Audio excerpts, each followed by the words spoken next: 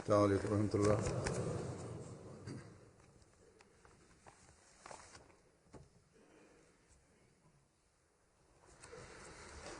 أشهد أن لا إله إلا الله وحده لا شريك له وأشهد أن محمدا عبده ورسوله أما بعد فأعوذ بالله من الشيطان الرجيم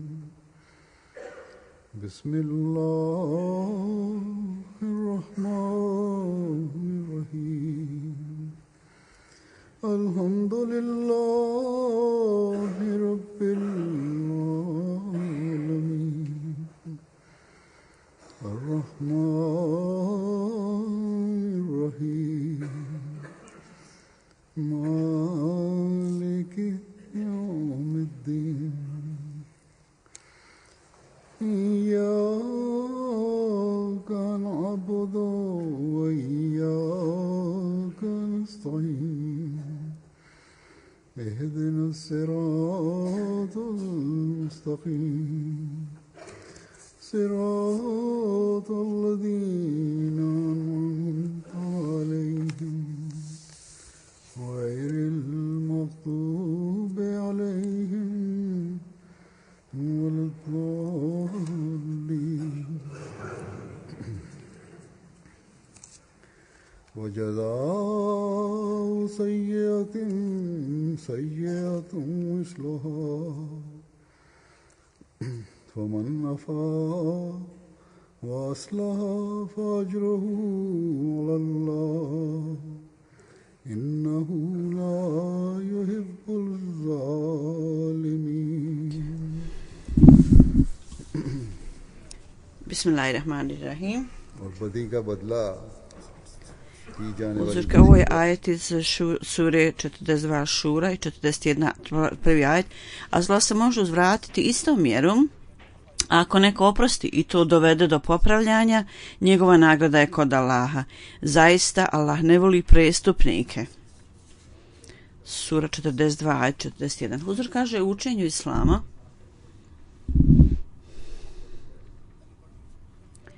svako ko učini dobro djelo ili bilo ko da nanese neku povredu, bilo da je to mala ili velika, ili ko je neprijatelj. Dakle, svakom od nas Allah je naredio da treba da postupamo na takav način koji ima u sebi element popravljanja reforme. U islamu koncept kazne, nema sumnje da postoji koncept kazne, međutim skupa s tim oprost i da zanemarimo ove stvari, spominje se to obodvoje, kao što ste čuli u ovom ajetu, ista naredba je tu da osoba koja počini loše djelo onda treba biti kažnjen, međutim ovi ljudi čak u toj kazni namjera mora biti da osoba koja je učinila nešto loše i koja je uzrokovala neki gubitak, da reforma treba da se dogodi u tom slučaju, da je to najbitnija stvar. Dakle, ako je svrha popravljanja ili reforma, onda prije nego što je data kazna treba da razmislimo hoćemo li kažnjavanjem osobe biti ostvaren ovaj cilj ili ne, cilj popravljanja. Ako nakon razmišljanja, gledajući na stanje prestupnika, budete naklonjeni ovome da popravljanje ove osobe koja je pogriješila može biti postignuto kroz oprost, onda oprostite.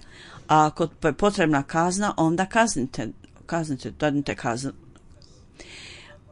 U ovom oprostu Allah kaže ako oprostite, onda će vam to osposobiti da dobijete od Allaha veliku nagradu. Prema kraju riječi ovog ajeta zapravo,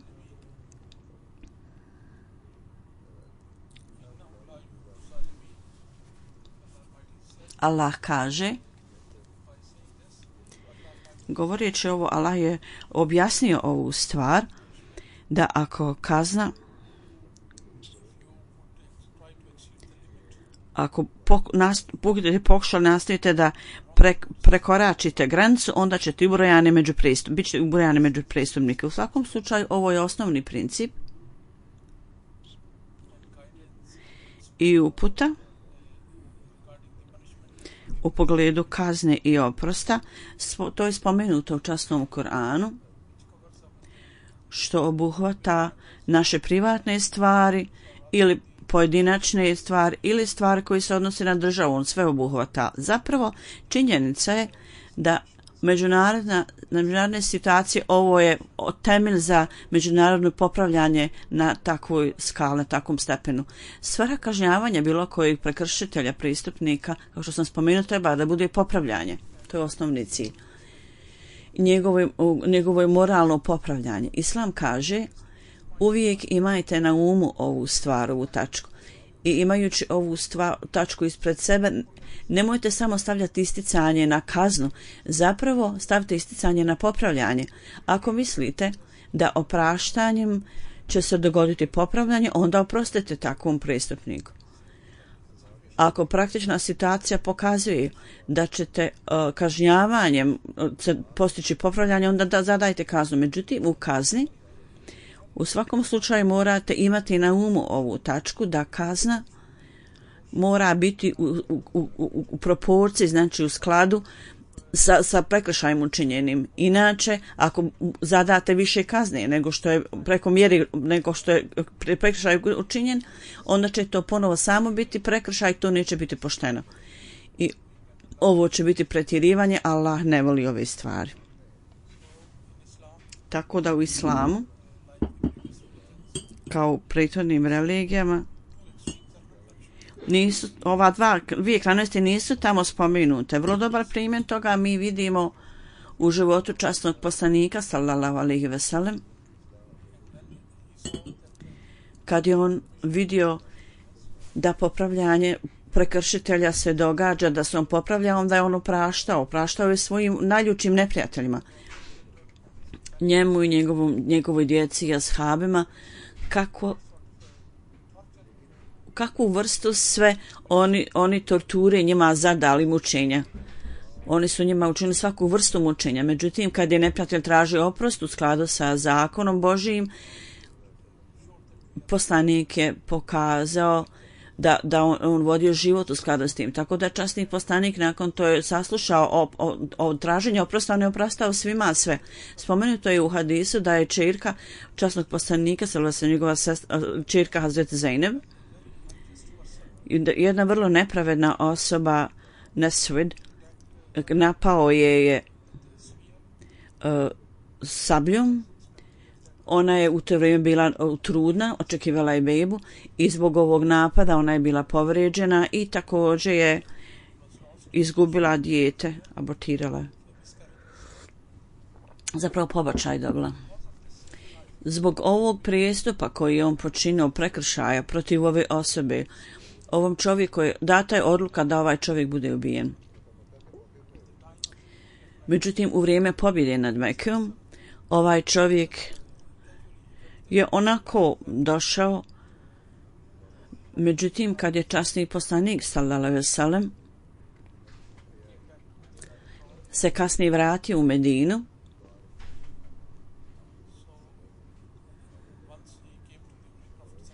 ovaj čovjek je jednom došao časnom poslaniku i rekao: ja sam pobjegao zbog straha od tebe, rekao je poslaniku, zato što je moj prekršaj vrlo velik i vi ste već proglasili smrtnu kaznu za mene. Međutim, kad sam saznao o tvom oprostu i tvojoj ljubaznosti, ovo je nešto što me je dovelo tebi i ja sam bio ohrabren da uprkos činjenice da je smrtna kazna za mene određena i najavljena, međutim ti opraštaš ljudima toliko da je to mene ohrabrilo, ja sam ti zato došao. I rekao je: o Božji poslaniče, mi smo bili potpuno utonuli u činjenje širka, pripisivanje partnera Allahu i bili smo zalutali. Allah je dao našoj naciji uput od tebe i spašeni smo od uništenja. Zato ja iskreno priznajem svoj prekršaj i moj kriminal i molim te da mi oprostiš. Časni poslanik, dakle ovaj potencijalni ubica kćerke časnog poslanika sallallahu alejhi ve sellem, on je njem ipak oprostio i rekao je: o Hibar, Allahova je milost da te je on osposobio da primiš islam i isto tako osposobio te da se istinski pokaješ. U jednom hadisu je spomenuto da bio jedan poet Kabin Zakir koji je pisao vrlo prljavim jezikom neke strofe protiv muslimanskih žena i napadao i klevetao ih. I vrlo nečisti riječi koristio svojim strofama protiv čestitih muslimanskih žena. U pogledu njega je ista kazna rečena. Kad je došao do pobjede nad Mekijom, onda je njegov brat njemu pisao, tom prekršitelju: Meka je bila savladana, osvojena i bolje bi ti bilo da dođeš i tražiš oprost od časnog poslanika sallallahu alejhi ve sellem. Tako da je ovaj čovjek došao u Medinu i tamo je ostao boravio kod nekog svog prijatelja u Medinu i na fadžer namaz ujutro na sabah on je došao i klanjao namaz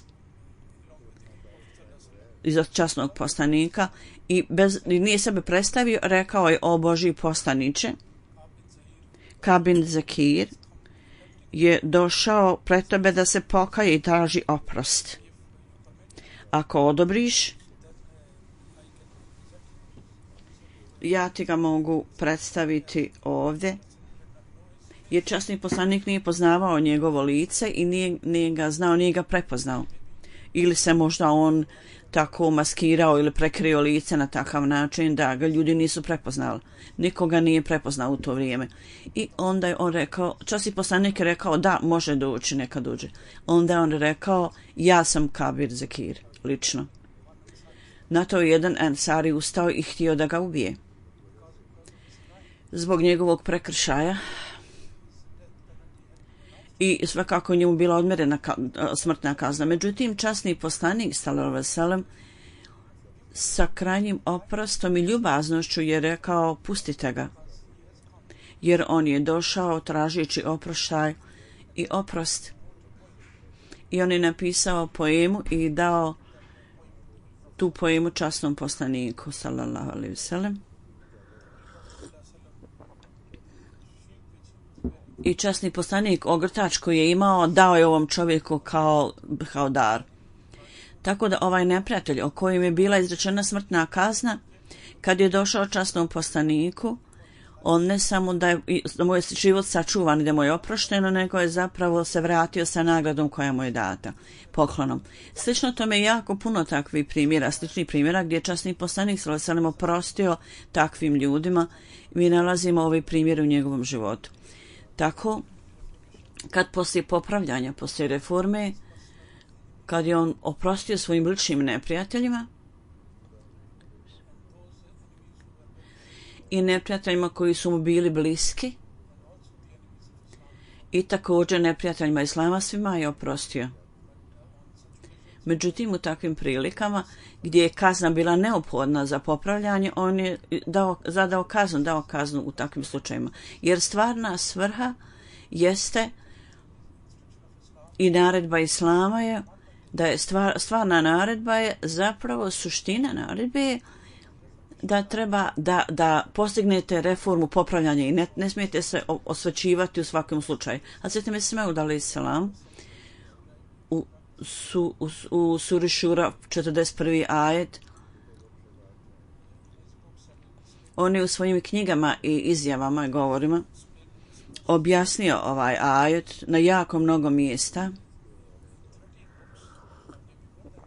U 30 knjiga, ali možda više od toga navodi se iz ovog ajeta. On je dao navodi iz ovog ajeta. Možda na 22 mjesta pozivajući se na ovaj ajet on je govorio i također u skupovima svojim i razgovorima on je mnogo puta spomenuo ovaj ajet.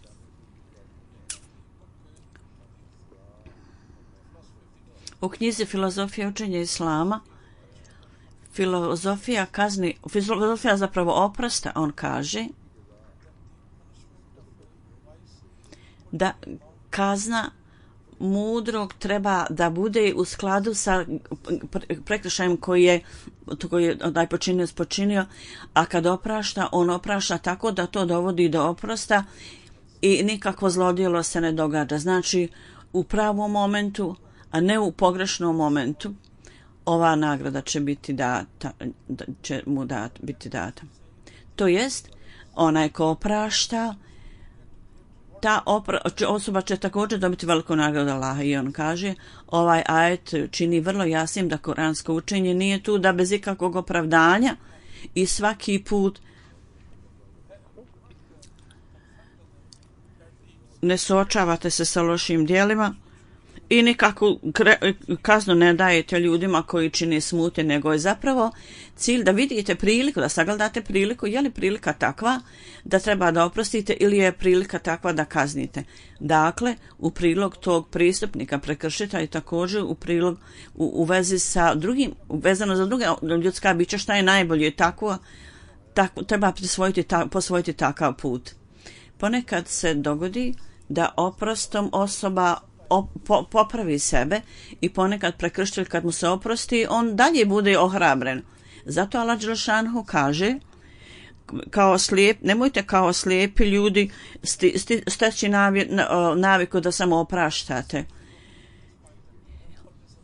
i da onda misle da će im uvijek biti oprošteno. Ova naredba je da uvijek imate u vidu popravljanje i na umu popravljanje i u detalje vidite na koji način, gdje leži vrlina, je li u oprostu ili davanju kazne. Tako, kakav god je postupak, u skladu sa uvjetima i situacijom, to slijedite. I on kaže, gledajući na ljudske poslove, ponekad je vrlo jasno da neki ljudi koji imaju mržnju i oni se sjećaju mržnje prema njihovim očevima i precima. I ponekad opet ljudi opraštaju do najviše krajnosti, to opet vodi drugoj krajnosti. I ponekad tako bestidan oprost ljudi daju koji je protiv čestitosti, čednosti i dobrih puteva. I oni stavljaju krivnju na dobru vrstu života, na ono ko vodi poštan život i čest. I onda drugi ljudi gledaju na to sa velikom mržnjom i gnušanjem. Zbog toga Allah dželešanohu stavlja uvjet da gledamo na situaciju, da sagledamo situaciju. Allah dželešanohu nije spomenuo ništa što da treba biti provedeno neumjesno. Dakle, temeljna stvar i filozofiju oprosta i kazne u islamu Allah je spomenuo, treba da iznađete koji su vrline i kako možete dovesti do popravljanja. Ponekad oprost je vrlina i to će dovesti ponekad do oprosta i popravljanja, a ponekad treba da oprostite. Osoba koja je pogriješila i ponekad opraštanjem opet osoba bude još dalje smjela i hrabra i drska. I ponekad je opet kazna sredstvo reforme. Dakle, treba da sagledate priliku. Ponekad kažnjavanjem drugih ljudi ljudi budu zaslovljeni dalje čine pristupa. Tako da u svom budućem životu mogu da zaštite svoj život i poštede ga od uništenja. Časni poslanik sallallahu alejhi ve sellem kad je on opraštao i dva primjera ja sam već naveo, jasno možemo vidjeti tamo da je bilo popravljanje u oba slučaja i neprijatelji islama i ljudi koji su činili loše stvari poslije popravljanja, oni su postali ljudi koji su činili dobra djela i služili su put islama. Dakle, islam je tako prefinjena religija da svako doba i svako vrijeme objašnjava važnost naredbi koji su date. I šta god je bolje u slučaju prekršitelja, to treba biti urađeno. Sada u ovo vrijeme ljudi koji se bore za ljudska prava otišli su do jedne krajnosti Neki ljudi kažu kakva god da bude veliki prekršaj u ime ljudskog oprosta, čak kriminalcima, prekršiteljima, da bude dato toliko mnogo pomoći i ohrabrenja da ovi kriminalci, ovi prekršitelji potpuno su zaboravili koncept pristupa i kriminalci su postali profesionalni ubice i toliko su veliki u svom ponosu da osim sebe oni ne vide važnosti u bilo čijeg života u njihovim očima. Tako da kažnjavanje ovih ljudi treba da bude ubijanje. Osim u takvim slučajevima da nasljednici onoga koji je ubijen oproste. Međutim, zapadno društvo u ime ljudskih prava oni ne zadaju ovakvu kaznu. Zemlje neke su ponovo pregledale svoja pravila i napravile su takav zakon. Dok ovi ljudi sebe ne popravljaju uopšte i uvijek idu dalje u prekršajima i činjenju pristupa. Ili druga krajnost koju vidimo u tom slučaju kad da poglavice vladari muslimanskih država, kad lokalni ljudi provedu prigovore i uklonje ih sa prestolja, onda umjesto da podnesu sudski postupak protiv njih, pokrenu i da im dane zaslužena kazna, umjesto toga ovi ljudi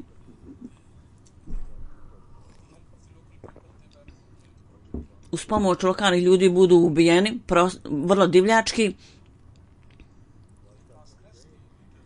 Oni onda vrše prekršaj protiv vođa i samo slijede moćne sile. I uvijek budu pomognuti moćnim silama. Islam zaustavlja ljude od svake vrste krajnosti. I u pogledu kazne, Allah dželle kaže: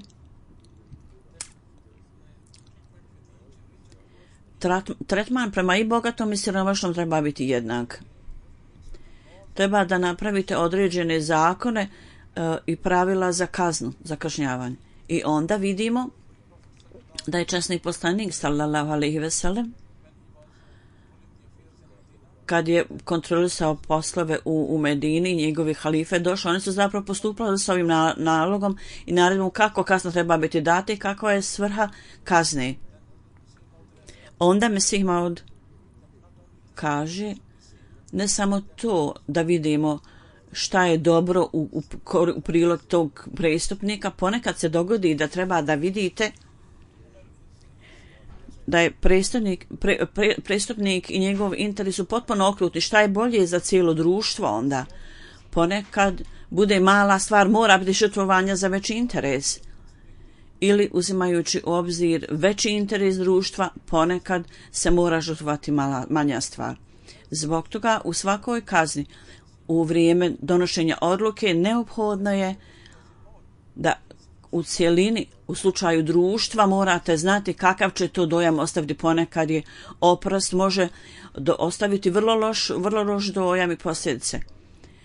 Tako da vrlo veliki kriminalni pristup se učini kriminalac veliki i on uradi taj pristup i bude pošteđen.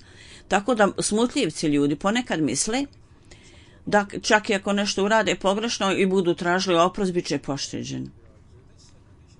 Tako da ako je ovo stanje tu, to onda ohrabruje i postiče loše ljude i daje im ideju da nastave da čini pristupe i prekršaje. Slično tome, fini ljudi, općenito govoreći, ljudi ponekad osjećaju se uznemireni i ovaj nemir s ciljem da se to ukloni, oni misle o raznim planovima onda da bi uklonili ovaj uznemir. I većina ljudi napravi neka sredstva za samozaštitu.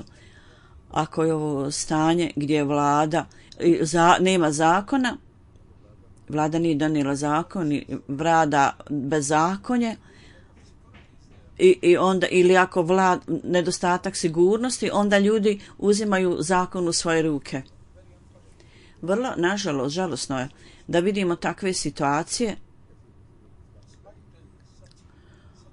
Uprkos ovako prelijepog učenja islama i mi vidimo takve situacije u mnogim muslimanskim zemljama.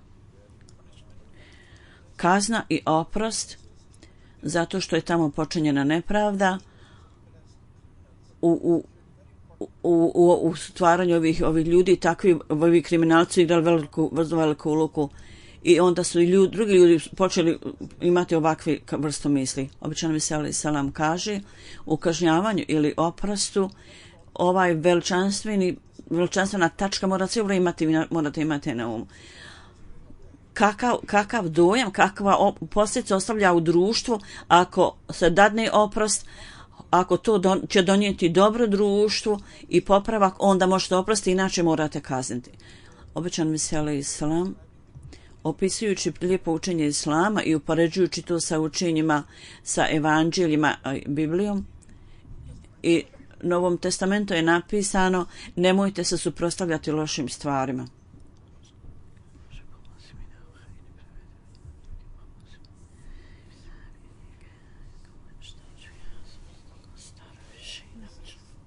I on kaže u Inđilu, u Bibliji napisano je: nemojte uzvraćati na zlo.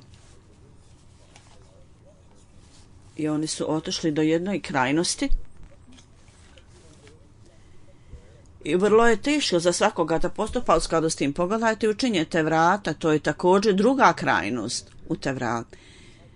I samo jedna strana je istaknuta da kao rezultat ubijanja ubijete ljude, da zaslužuju smrtnu kaznu.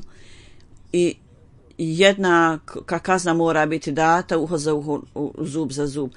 Uopšte nije spomenute okolnosti i dakle, ove knjige su, činjenica da su ove knjige ograničene na određeno vrijeme i na određeni narod, samo su za uputu tih ljudi. Međutim, časni Kur'an nam je pokazao pobožni put koji je bez ikakvih krajnosti, nema nikakvih krajnosti i u skladu je sa ljudskom prirodom.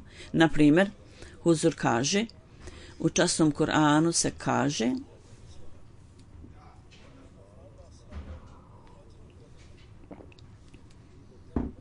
u prevodu ovo kaže: kakva god je loša stvar učinjena, možete uzvratiti to istom mjerom, ako oprostite i ta oprost dovede do popravljanja, ako imate to na umu i nije neumjesno da oprostite, ispravan je moment, ispravna situacija, onda takva opraštanje, osoba koja oprašta dobit će nagradu od Allaha. Dakle, pogledajte kako je ovo lijepo učenje.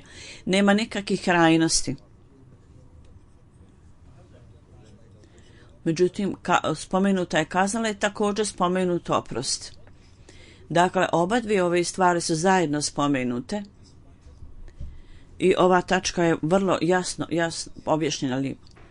Tako da je oprost, podstiče se na oprost spominjanjem da ćete dobiti nagradu od Allaha ako oprostite. I treća tačka je koju je spomenuo časni Kur'an, da sada je dužnost ljudi pobožnog razmišljanja da to mogu uporediti koje učenje je dobro, a koje je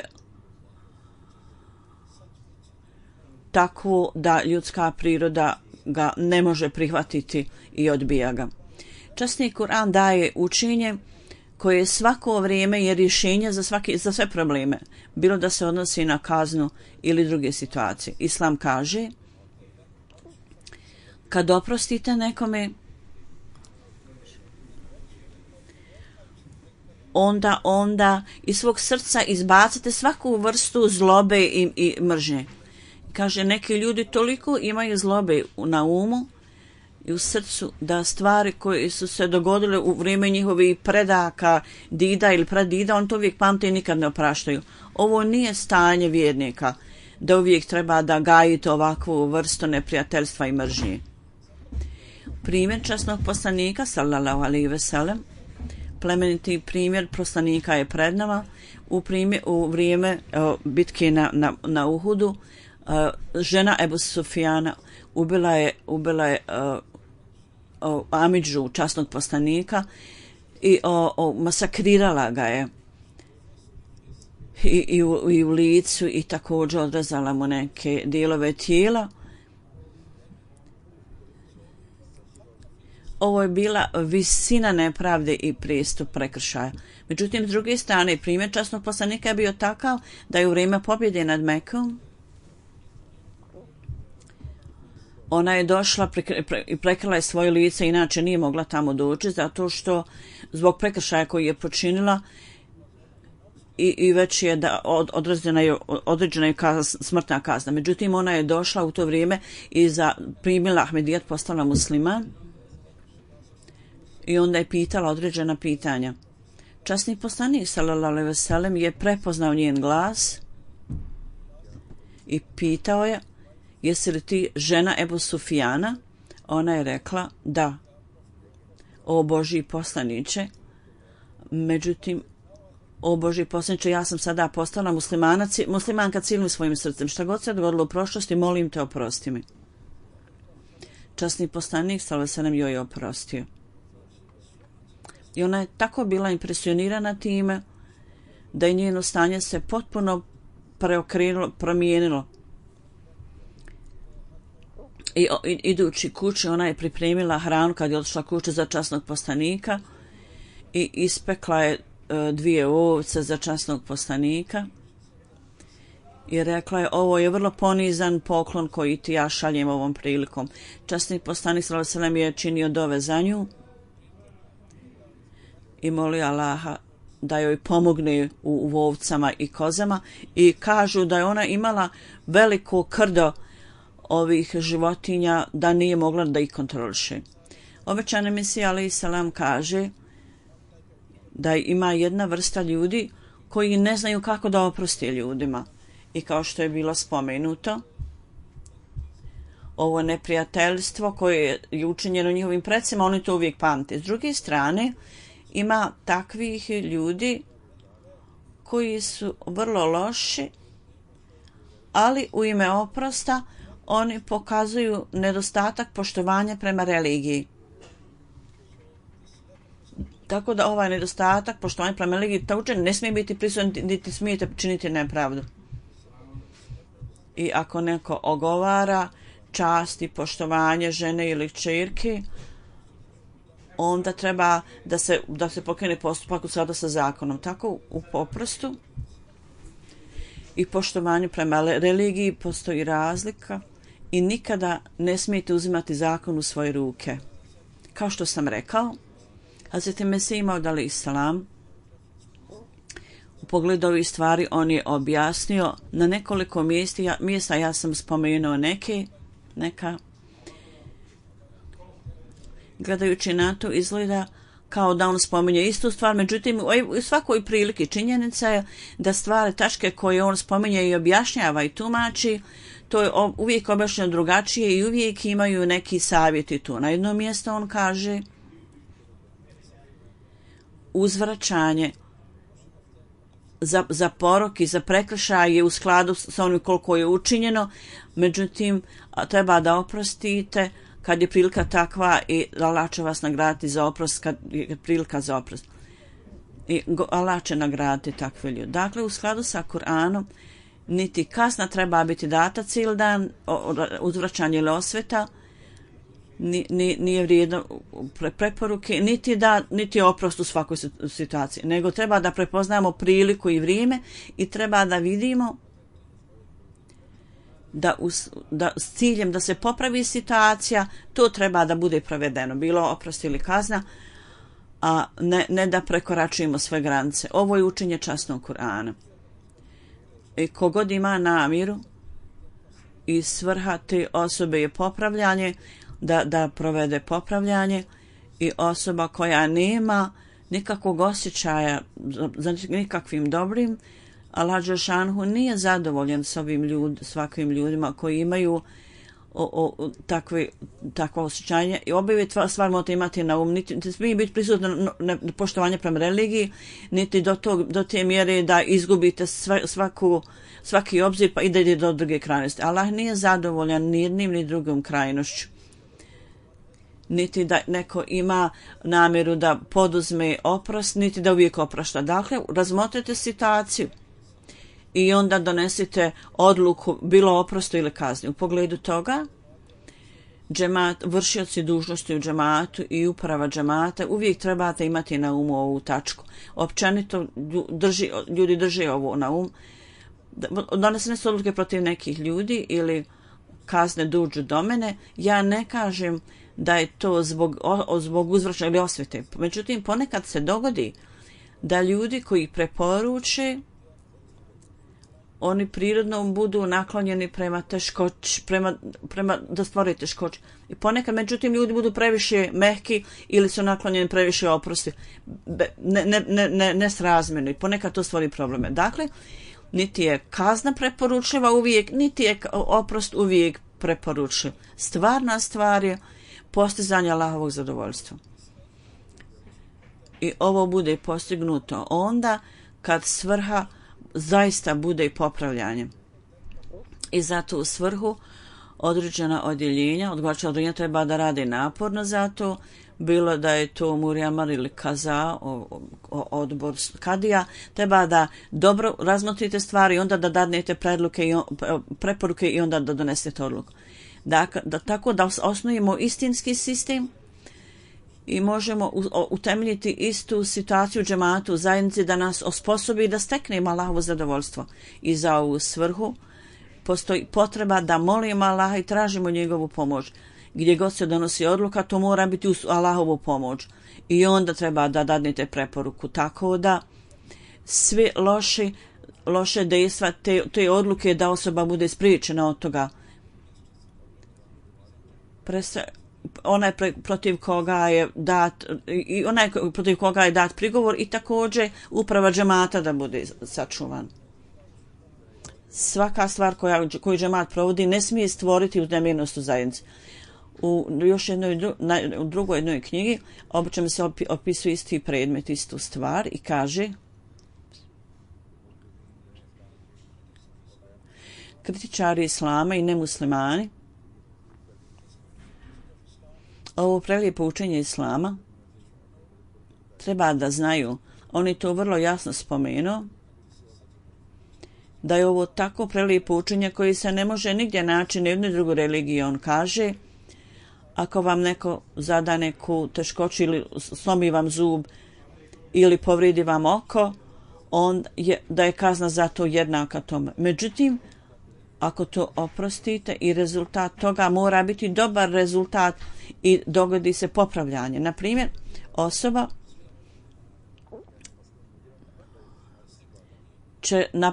da osoba napusti, da više nikad ne čini takve stvari, da napusti takvu naviku i da ovaj pristup nikad više ne ponovi taj pristup. Zato onda je tu mjesto oprosti i nagradu će Allah dat za to. Sada vidite da u ovom ajetu Allah dželešanu poveo brigu oba dvije stvari. O oprostu isto tako o kazni. Međutim, obadva je povezano sa diktatom vremena i odgovarajućeg vremena, da u vrijeme bude odgovarajuće. Tako da oprost i kazna su povezani sa zahtjevima vremena. I prikladnost vremena treba da bude urađeno u prikladnom momentu. Ovo je najmudriji savjet koji je dat i u skladu s tim cijeli sistem svemira operira, djeluje i radi. Tako da u skladu sa potrebama treba da budete vrlo grubi, ali također i da opraštate. I onda vidimo, mi ne možemo istacati samo na jednoj vrsti hrane uvijek, na primjer. Ponekad je hrana koja daje više energije ili manje energije, treba da bude korištena i da je jedimo. Zato je naša hrana u ljeto drugačija nego u zimu. I hrana se također mijenja. Taj primjer je da isti princip, on kaže, ovaj prirodni zakon također treba biti stavljen u praksu u ovom slučaju također. I kaže: kad je hladno vrijeme, oblačite drugačiju vrstu odjeće i slično tome. U skladu sa situacijom, prema situaciji, također treba da se vi mijenjate i postavite. Kao što mijenjamo hranu u skladu sa vremenom, bilo da je zima ili ljeto, slično tome, i naša odjeća se također mijenja i mi mijenjamo odjeću u skladu sa vremenom. Dakle, sve ove stvari su u skladu sa zakonom prirode i slično tome naše moralno stanje također treba biti u skladu sa situacijom. Kad je vruće u ljeto, spomenuo sam da ljudi neki ponekad uopšte se ne pokrivaju, hodaju skoro goli. a u zimu se kako treba pokriju sa šalovima i kaputima, oblače u vrstu odjeće. Međutim, ako muslimanska žena, skromna žena, odjeću koju ona koristi u zimu, međutim ona također pokriva glavu i u ljeto, onda ljudi kažu ovo je proglašeno da je protiv prava žena, ugrožava prava žena. I ponekad se vlada toliko upliče, ovo je nepotrebno i neprekladno uplitanje, ovo nije popravljanje, to nepravda. Nedavno je bila izjava predsjednika i kaže mi smo misli da ženama koje u kancelarijama rade ili na svakom mjestu, ako dođu sa pokrivalom na glavi, treba ih ukloniti s posla. Ovo nije ispravno. Dakle, oni su otišli do krajnosti. I to sigurno stvara nered i uznemirenost. Islam kaže nemojte donositi takve zakone, nemojte donositi takve odluke koje će rezultirati dovesti do uznemirenosti ljudi i neugodnosti ljudi. I donosite odluke koje su dobre za društvo i za ljude.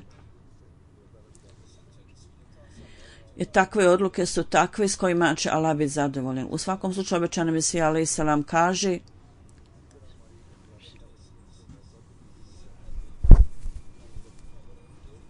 slično tome naše ponašanje treba da se mijenja. Postoji prilike za oprost, a ponekad su prilike da mora biti dat, jednom treba biti dat ovo kazna, a nekad oprost. Ako to ne bude urađeno kako treba, to će biti pogrešno.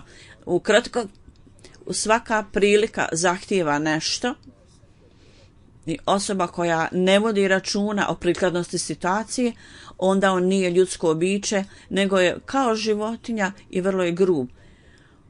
U skladu sa diktatima vremena i zahtjevom vremena, u skladu s tim i zakonima prirode, dali smo primjedbe, treba da vodite brigu o tome. Mi treba da napravimo ravnotežu u svojoj hrani, odjeći i slično tome. Ako osoba ne čini tako, u tom slučaju ovi stručnjaci za hranu također spominju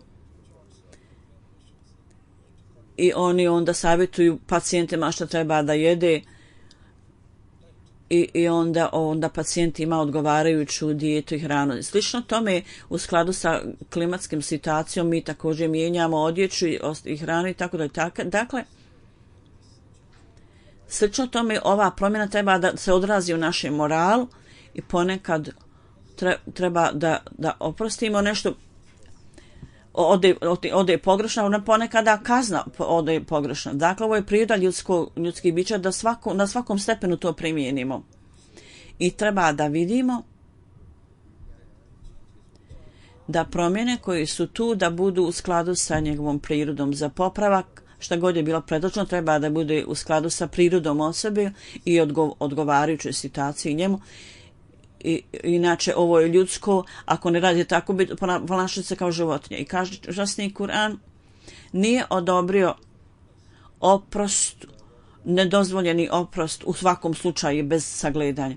Jer onda bi cijeli sistem bio poremećen. I Allah dželešanu kaže, dao je odobrenje i kaže opraštajte ako će to dovesti do popravljanja. I ovo je nešto vrlo važno. Ako oprost je bez ikakvog opravdanja, onda cijeli sistem će biti poremećen. Ako se stalno daje oprost i potpuna sloboda će vladati i ljudi će prelaziti granice i neće ostati nikakvog sistema i reda. Dakle, ovi ljudi koji su kažnjeni radi popravljanja trebaju biti kažnjeni da to dovodi do popravljanja kroz kaznu, a međutim uvijek trebate posvetiti pažnju ovoj tački. Da umjesto da budete tvrdoglavi i nepopustljivi, treba da sagleda ljudi koji su kažnjeni kako da se popravi i da posvete pažnju popravljanju svom. I kazna u džematu uopšte nikada ne bude data ni zbog kakve osobe, uvijek bude data samo u svrhu popravljanja. Ovo nije nešto samo za vršioce dužnosti i ovo nije samo njihova odgovornost i dužnost. Članovi džemata ponekad također učine nešto što je neispravno i svako u svom svakodnevnim navikama i ponašanju s drugim ljudima. Ako sebe analizirate, kako mislite o drugim stvarima, o drugim ljudima i kako mislite o sebi, tako da ćete time biti stvorena, onda doći do dobrote u društvu. I treba znači da svaki put razmislite da svaki postupak treba biti učinjen u skladu sa postanjem Allahovog zadovoljstva. Ako ovo bude učinjeno, onda će se dogoditi popravljanje. U jednoj prilici Hazreti Mesih Maud alejhi selam kaže da nagrada kazne ili nagrada za prekršaj treba da bude kažnjena. Međutim, ako je namjera dobra, ako je vaša namjera popravljanje, onda vi oprostite i nagrada je vaša kod Allaha. Na primjer, ako je ubici bude uvijek oprošteno, on će nastaviti ubijati. Takva osoba mora biti kažnjena. Međutim, ako imate dvojicu sluge, jedan je ako ga samo malo prekorite, on bude postiđen. Ako pogledate, on poslije toga popravi svoje ponašanje i postane postiđen o ovom što radi. U tom slučaju onda gruba kazna nije prikladna i nije dobra za njega. Međutim, neki ljudi samo kad pogledate na njih, oni sebe poprave. Međutim, drugi može biti neko ko stvara neku smutnju namjerno. Međutim, i ako njemu oprostite, on će postati gori. Takvi ljudi treba da budu kažnjeni. Sada vidite da učenje koje je dato u časnom Kur'anu je li to prikladno ili je li u skladu sa prirodom, je li to prikladno sa vremenom, mora biti prikladno sa vremenom ili kazna ili oprost. I učenje časnog Kur'ana je bez premca i jedinstveno, nijednim drugim knjigama nema takvog učenja. Vi treba to da slijedite. Ovo je učenje časnog Kur'ana postojujući prema njemu. Sve sposobnosti ljudske također utiče na njih ova ravnoteža. Dakle, Allah kaže pogledajte svakog ugla i u detalje pogledajte i pažljivo, jer ljudi kažu Islam ima jako mnogo ograničenja, međutim u samoj ovoj naredbi vidite kako je ovdje dato predivno učenje. Da povećava čovjekov intelekt i čovjek bude upućen na ispravan put. A ako reforma bude poznata kroz oprost, oprostite, ako je neko međutim loš, onda kazna takvom čovjeku je dobra stvar u skladu sa tom situacijom. Slično tome ima drugi učenje časnog Kur'ana koji u svaki put čine vrlo jasnim da uvijek treba da imamo na umu ove stvari cijelo vrijeme. I treba da ih imamo na umu zato što treba da stvorimo reformu, popravljanje i treba da utemeljimo mir i sklad u društvu. I najveća od svih stvari je da treba da zadovoljimo Allaha dželle šanhu. Jer Allah dželle šanhu ne voli ljude koji prekoračuju, koji ne voli prestupnike. Da nas Allah sposobni razumijemo kuransko učenje i da postupamo u skladu s tim. Poslije džume namaza ja ću klanjati dženazu namazu u odsustvu za Karem Bilal Mahmud sahiba.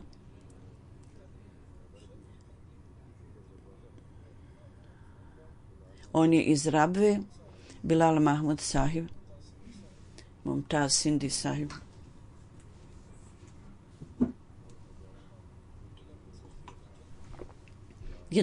Januara u noći u Rabvi oni su ubijeni u Rabvi, inna lillahi ve inna ilaihi rađiun. On se vraćao ili s posla ili negdje i dvojica motorista na motorima su pucali njega i prema detaljima koje smo primili u 9 sati noću iz svoje radnje on se vraćao i blizu prolaza, blizu brda, ovi napadači su pucali na njega i Bilal sahib je zadobio 5 metaka. Odveden je u Fazli Omer bolnicu i poslije početnog liječenja onda je morao da bude uveden u bolnicu u Faisalabad gdje su doktori nisu još napravili operaciju, čekali su na operaciju i on je u to vrijeme umro. Inna lillahi wa inna ilaihi rađiun. 1989.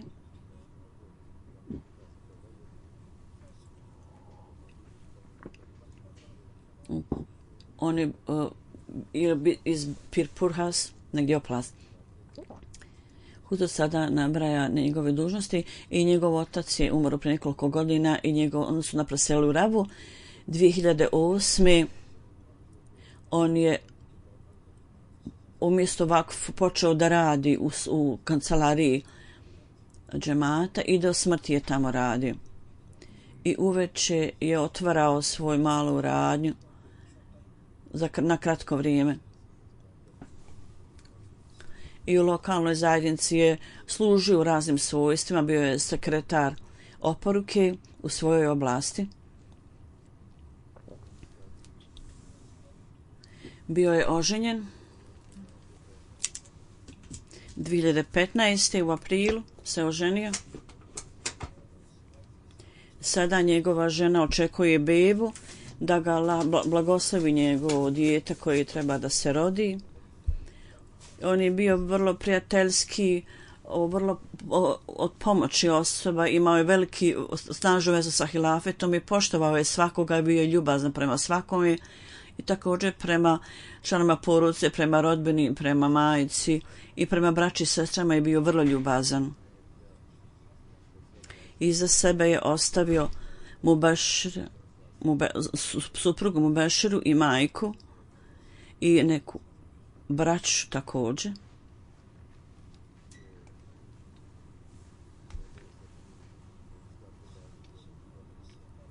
Sekretar je tamo je napisao da je on bio vrlo inteligentan,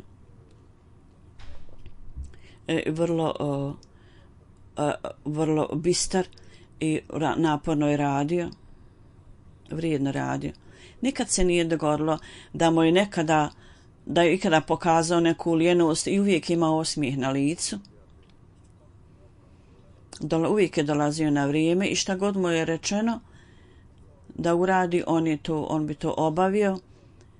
Takvi su vrlo radni vrijednici, uvijek je bio s osmijehom, uvijek bio pokoran i naporno je radio. I uvijek je uzimao učešće u poslovima džemata sa ljubavlju. I Nasir Sahib je bio njegov sekretar i on kaže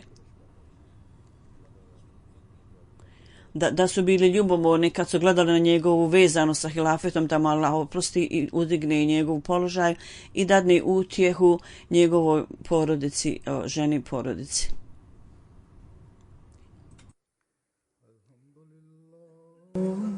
Alhamdulillah, nahmaduhu wa nasta'inuhu wa nastaghfiruh wa nu'minu bihi wa natawakkalu alayh. ونعوذ بالله من شرور أنفسنا ومن سيئات أعمالنا من يهده الله فلا مضل له ومن يضلل فلا هادي له ونشهد أن لا إله إلا الله ونشهد أن محمدا عبده ورسوله عباد الله رحمكم الله إن الله يأمر بالعدل والإحسان وإيتاء ذي القربى وينهى عن الفحشاء والمنكر والبغي يعظكم لعلكم